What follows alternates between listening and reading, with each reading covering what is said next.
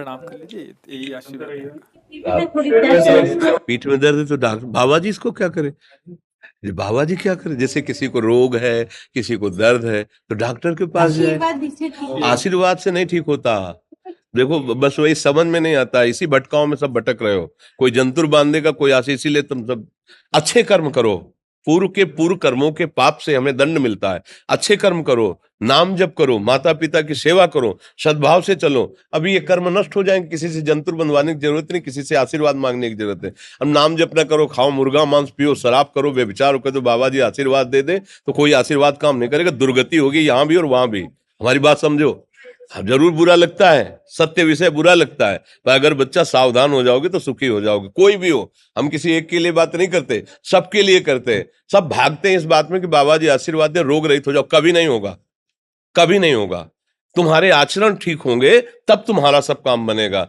हाँ अब देखो ना, खा रहे हैं जीवों को उबाल उबाल करके मांस, पी रहे हैं शराब, कर रहे हैं बेविचार, बुद्धि भ्रष्ट होगी और नष्ट होना पड़ेगा, क्योंकि आचरण गलत है। कोई आशीर्वाद किसी का काम नहीं करेगा।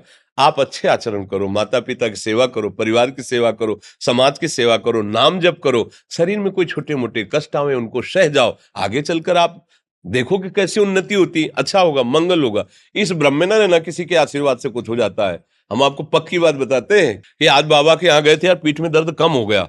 ये तुम्हारा पुण्य लग गया, पुण्य बन गया, तुम्हारा कर्म। तुम आए ना यहाँ, तो जो जो पाग आगे धरे कोटिन यज्ञ समान, साधु दर्शन के लिए भाव से आए तो तुम्हारा वो रोग नष्ट हो गया, तुम्हारे कर्म से नष्ट हुआ। तुम सत्कर्म किए ना, उससे कर नष्ट हुआ। बात समझो बच्चा, आप हमारे घर के हो सब। आशीर्वाद देने से हम कई बार कहा कि अगर तुम सुखी हो जाओ तो हम किसी से न मिले, चुपचाप अपने कमरे में बैठे केवल आशीर्वाद देते रहे सबको।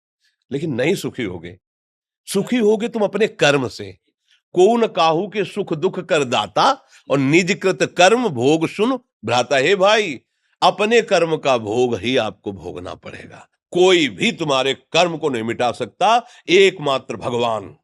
एकमात्र भगवान, मेरी बात मान लेना। उनकी शरण में और नाम जप करो, सब ठीक हो जाएगा। तुम्हारे भजन से होगा, तुम्हारे अच्छे आचरण से होगा, तुम्हारी धार्मिक प्रवृत्तियों से होगा।